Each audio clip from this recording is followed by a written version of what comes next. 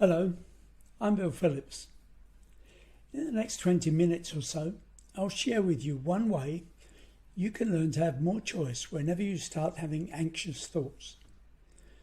The idea is that feelings like anxiety tend to be generated and held in place by the kind of thoughts that have that meaning for you. You can learn to notice those thoughts when they arise, let them go, and realize that the feelings leave with them. Choosing to think something more pleasing is also capable of generating nicer feelings. So, shall we get started? If you had a way to relieve anxious feelings and replace them with something more agreeable, would you like that? You can learn to do this, and since it uses something you already know how to do, the learning is quite straightforward. It centres around having the presence of mind when you experience strong or anxious feelings to notice what thoughts are in your mind and to deliberately and knowingly let them go. Sounds a bit far-fetched? I know. And I'll explain. Let's start with thoughts themselves. People often quote the Buddha as saying, "With our thoughts, we make the world." A question for you. Is there a difference between having a thought or thoughts and thinking? Is there a difference between having a brick or bricks and building a brick wall? Let's do a little experiment. In a moment, I'm going to ask you to close your eyes and imagine. If you like the seaside, then imagine you're lying comfortably on warm sand, gazing up into a blue, sunny sky. And the sky's dotted with small clouds that drift across and dissolve in the breeze, like small summer clouds do. So if you're okay with that, just close your eyes now and imagine you're there.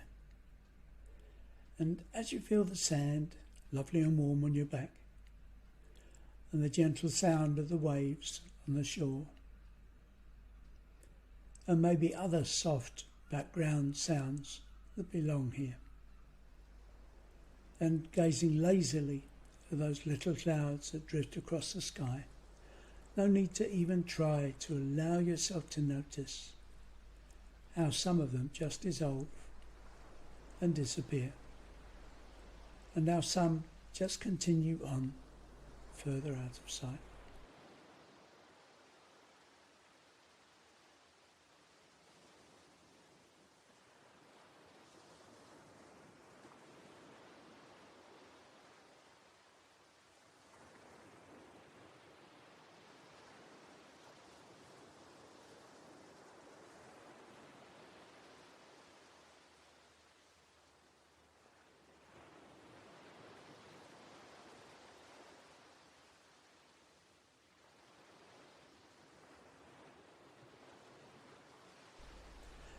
And because each of those clouds can be the same as random thoughts that float into your mind's sky, move across and float out again. Just let them come and go, one after another, one after the other. Just being curious about what thought will be next and next. And notice how you don't really choose what turns up, which means you can just be curious about what comes and goes. And it's just as easy to continue lying there silently for a few more moments, just listening and breathing and noticing.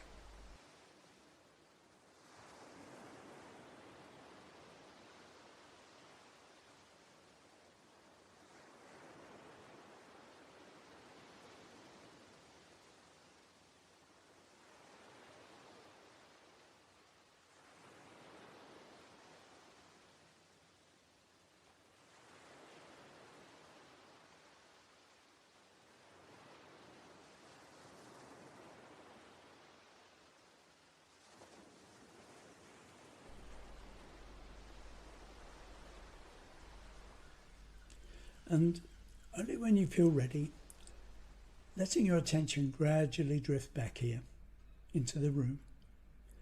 You can even open your eyes when you're good and ready.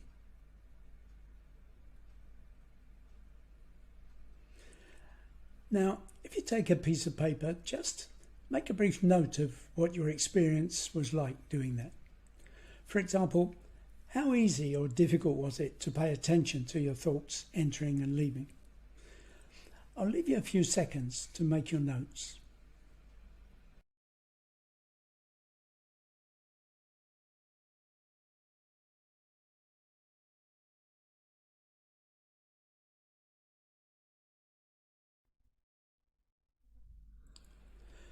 For example, did you find some of the time you could just notice thoughts drifting by?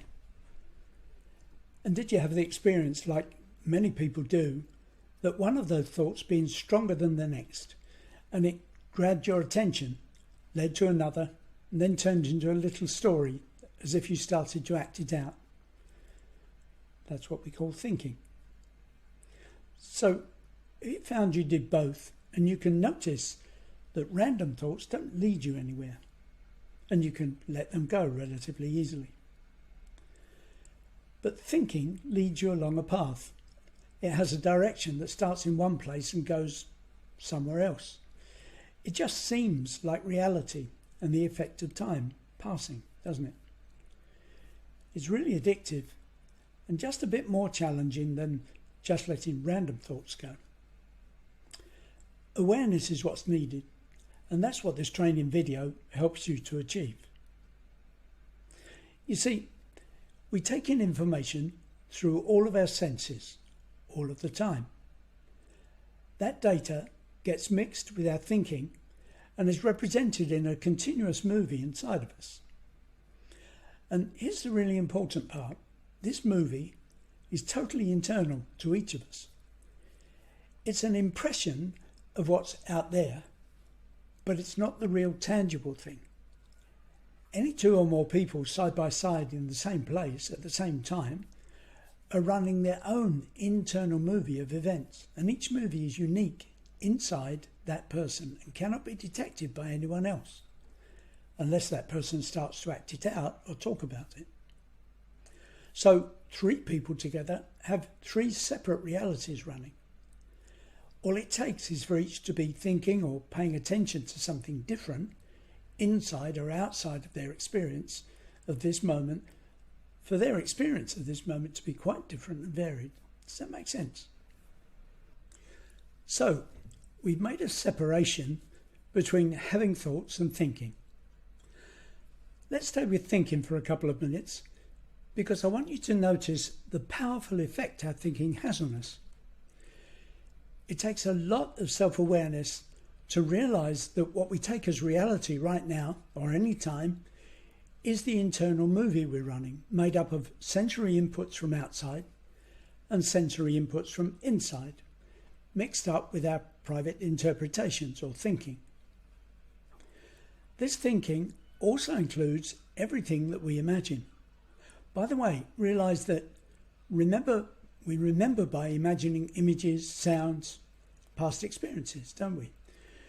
They're not really here happening right now, and neither are they images stored like photographs in a nervous system image library.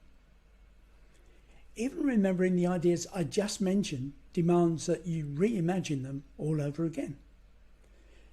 In the same way, any thoughts or impressions of what hasn't happened yet can only be accessed by imagining. And here's the most surprising part. The past ended just a split second ago, and the future starts in less than half a second, which surely means there's no time to imagine the present. All of our thinking is created by imagining.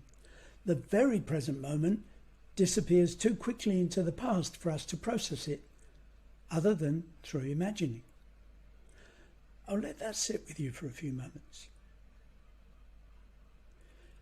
Does that mean that all of our thinking and thoughts are imagined then? Just stop the video for a moment and make a note of that last question.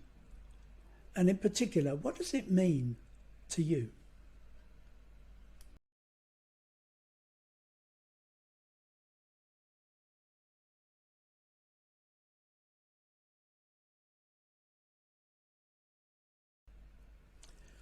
Just for a few minutes, let's change our attention to times when you're in the middle of something.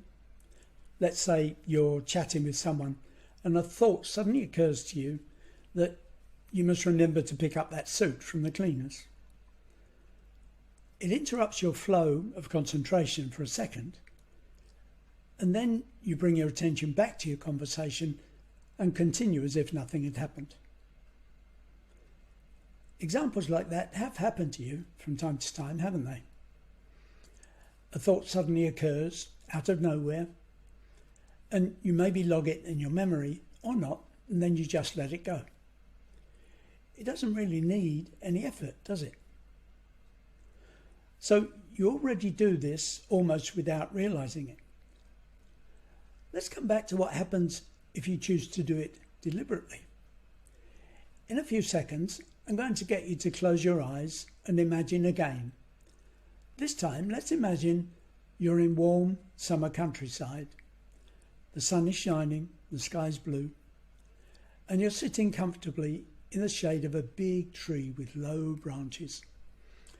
And flowing past you, really close, is a little stream of water, where leaves and twigs and other floating debris trickle by on the surface. So, only when you're good and ready, close your eyes and relax.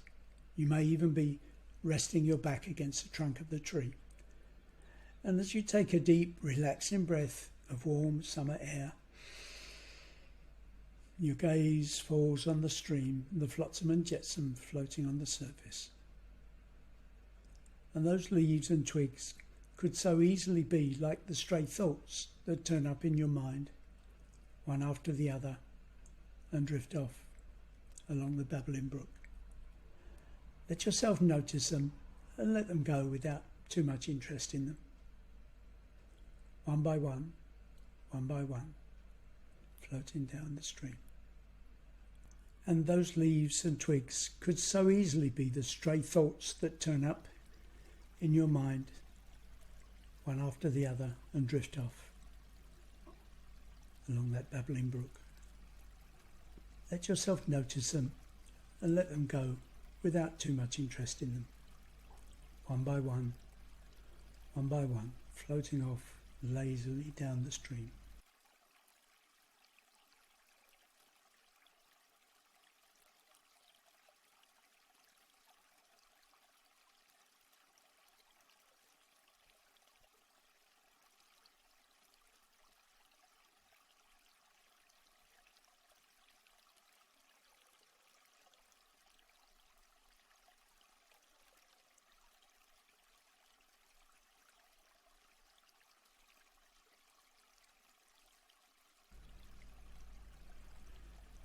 And just in case you become aware of one thought leading to another, as if you're starting to think, just let yourself be amused by that and bring your attention back to your breathing. You could even tell yourself, only thinking, and return to watching twigs and leaves floating along the water, one after another, one after the other. And now you know what to do, just keep this going for a few minutes as I leave you to it.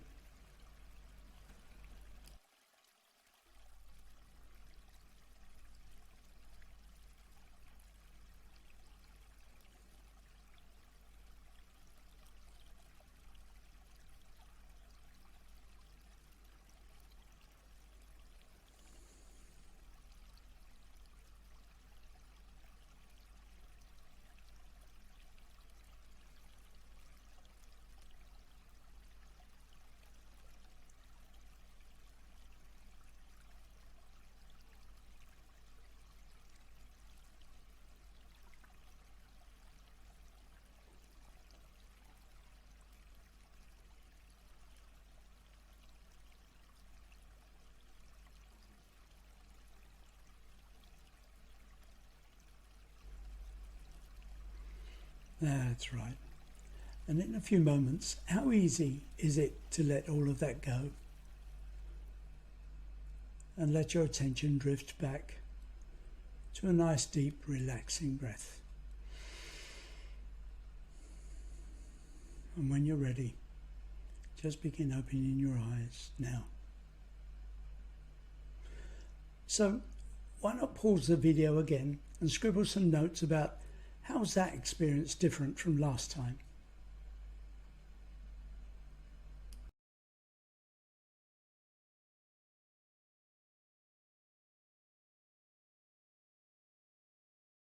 If you did that, then welcome back.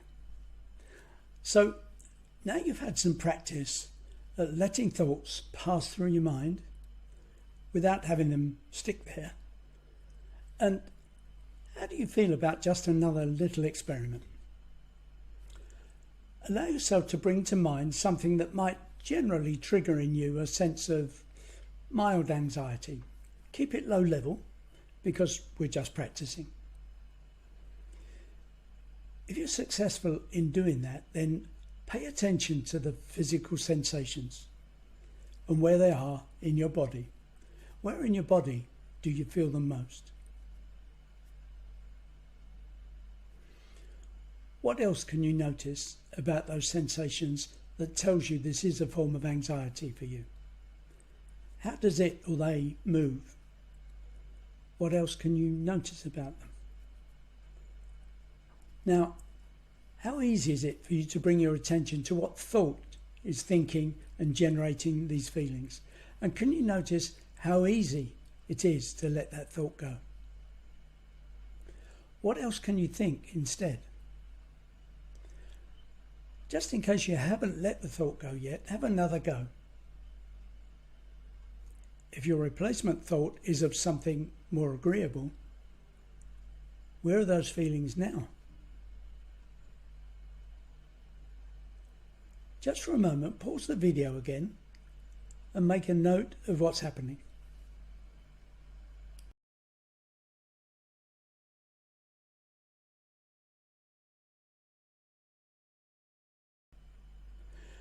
Now, just in case the feelings are still there, even a little, then notice so are the thoughts still there. So here's what I'd like you to do. If that thought or thoughts are still there, just think about this. If you don't want to feel like this, then how would you rather feel?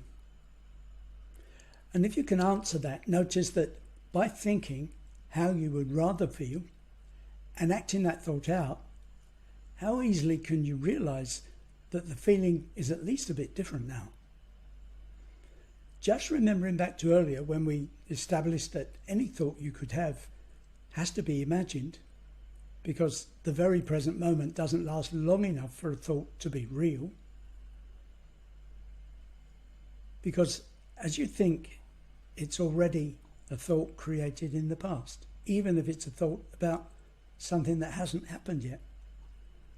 A thought really is like a melting snowflake. To maintain it, you have no choice but to turn it into a chain of thoughts and act as if it's reality, like taking bricks and building a brick wall. If you can realize that, how possible is it to know for sure that you have to invent anxiety? Because anxious thoughts all have to be imagined. Thank you for choosing to see this. I wish you freedom.